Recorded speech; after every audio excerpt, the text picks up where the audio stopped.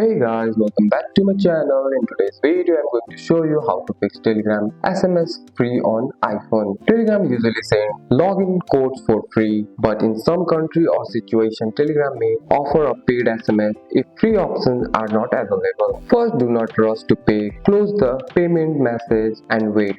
After a short time, Telegram often shows a free options like sending the code to another login device or sending a phone call. Check if you're logged in another device. If yes, open Telegram on the other device. Your login code will appear there for free. If you don't have another device, wait until the call me option appears. Answer the call and listen carefully to the code. This option is usually free. Avoid requesting code too many times. Request many code quickly can force Telegram show the paid SMS option. Check your internet connection. Using strong Wi-Fi or mobile data, a weak connection can block free delivery method. If you already paid the SMS fee and still didn't get the code, go to telegram.org support and report the issue. And that's it. That's all for today's video, guys. If you found this video helpful, drop a like and subscribe for more videos. Thanks for watching. See you in the next one.